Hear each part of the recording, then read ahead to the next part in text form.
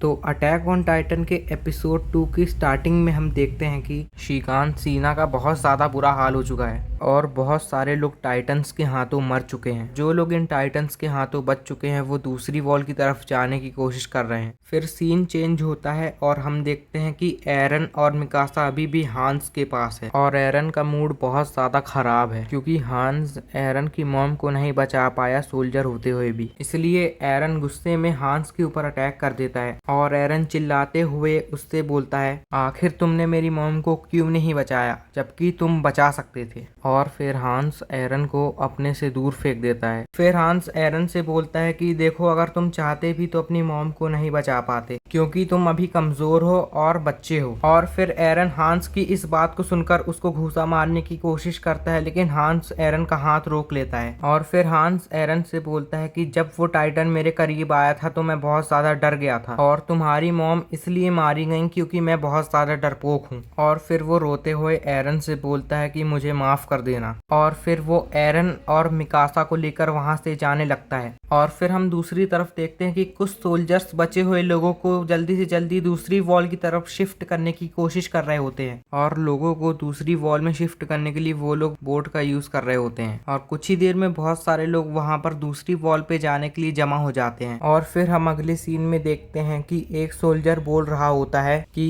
इस बोट पर जगह बहुत ज्यादा कम है, इसलिए कम से कम सामान लेकर ऊपर चढ़िए और अगर हो सके तो अपने साथ सामान लेकर ना चढ़िए। और हम बोट के अंदर देखते हैं कि आर्मिन एरन और मिकासा का वेट कर रहा होता है। और फिर आर्मिन देखता है कि एरन और मिकासा वहां पर पहुंच चुके हैं।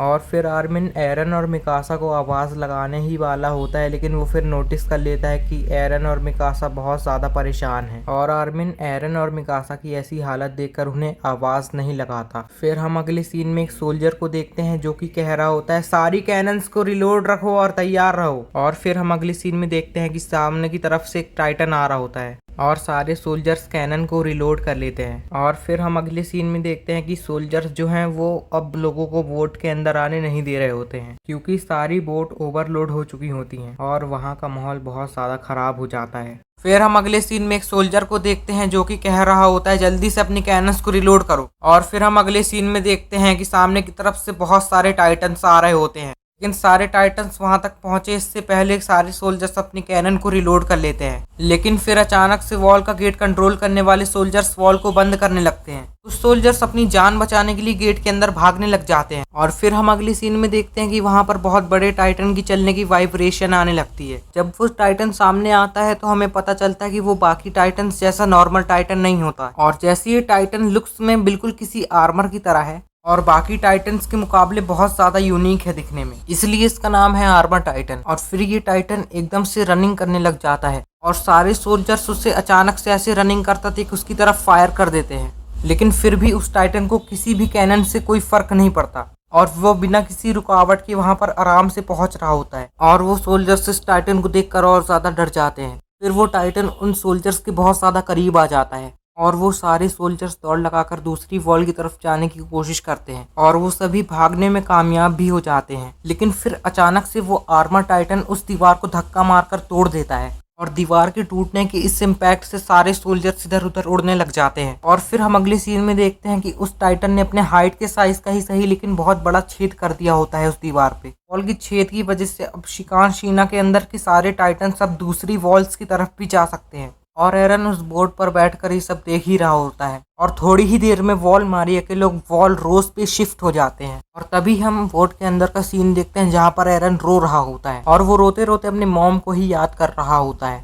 और बोलता है कि मैं हमेशा शैतानी करता रहता था और अपनी मॉम से लड़ता रहता था, लेकिन कभी भी मैं उन्हें ये नहीं बता पाया कि मैं उनसे कितना प्यार करता हूँ और अब बताने का कोई फायदा नहीं है। और फिर उसे हांस की कही बात भी याद आती है। फिर एरन बोलता है, क्योंकि मैं अभी बच्चा हूँ इसलिए मैं अपनी मॉम को नहीं बचा पाया क्योंकि मैं अभी कमजोर हूँ और यहाँ पर हम में से हर एक शख्स कायर और डरपोक है। और एरन उसी वक्त ठान लेता है कि मैं ही ये सब खत्म करूंगा और इस दुनिया से सारे टाइटन्स का नामो निशान मिटा डालूंगा।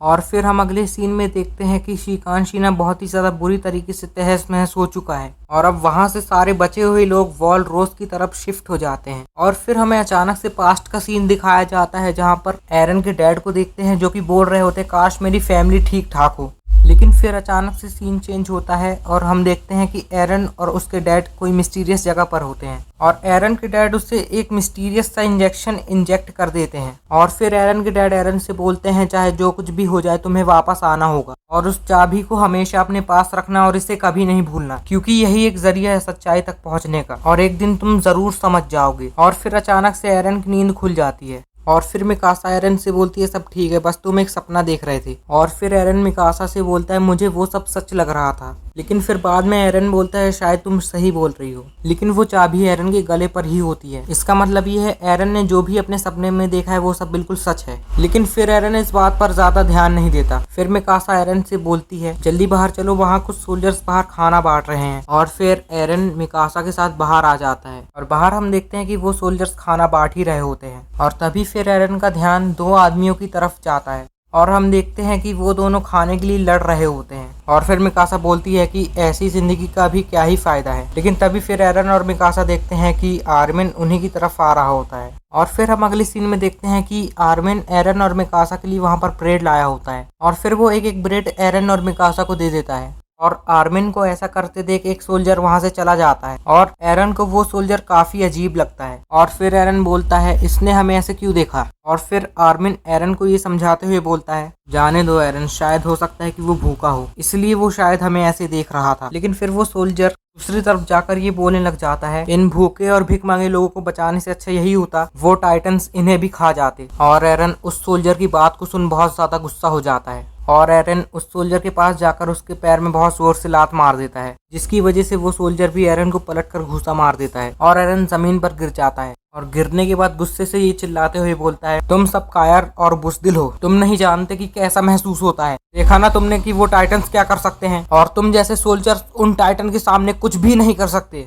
और वो सोल्जर एरन की इस बात को सुनकर और ज्यादा गुस्सा हो जाता है और वो सोल्जर एरन को फिर से मारने के लिए उसकी तरफ आगे बढ़ रहा होता है। लेकिन तभी वहां पर आर्मिन आकर एरन को बचा लेता है और वो उस सोल्जर को कन्विंस करते हुए बोलता है प्लीज आप इसे माफ कर दीजिए, शायद ये बहुत ज्यादा भूखा है इसलिए ये ऐसा कर रहा होगा, तो प्लीज आप मेरे दोस्त को माफ कर दीजिए। और आर्मिन की इस बात को सुनकर वो एरन को माफ कर देता है और बोलता है ठीक है तुम इसको समझा कर रखना और इसे खाना अब नहीं मिलेगा। और फिर आर्मिन सोचता है चलो कम से कम पीछा तो छूटा। और फिर एरन बोलता है मैं ऐसे लोगों को बिल्कुल इज्जत नहीं देने वाला। और फिर सीन चेंज होता है और हम देखते हैं कि एरन बोलता है बिल्कुल नहीं, मैं यहाँ नहीं रुक सकता, मैं वापस वॉलमारिया जा रहा हूँ और टाइटन्स को उनके किए की सजा जरूर मिलेगी। लेकिन फिर आर्मिन एरन से बोलता है शांत हो जाओ एरन, तुम अभी भूखे हो, शायद इसलिए ऐसा हो रहा है। फिर गुस्से से एरन आर्मिन को बोलता है नहीं ऐसा कुछ भी नहीं है, हमारे और उनके बीच जो लोग खड़े हैं वो सिर्फ बोलना जानते हैं। और वो उस ब्रेड को फेंक कर बोलता है ये लो तुम ही खाओ इसे। और फिर आर्मिन एरन से बोलता है अच्छा तो तुम कब तक ऐसे ही भूखे रहोगे। और फिर एरन आर्मिन से बोलता है तुम कब तक उनकी कैद में पलना चाहते हो,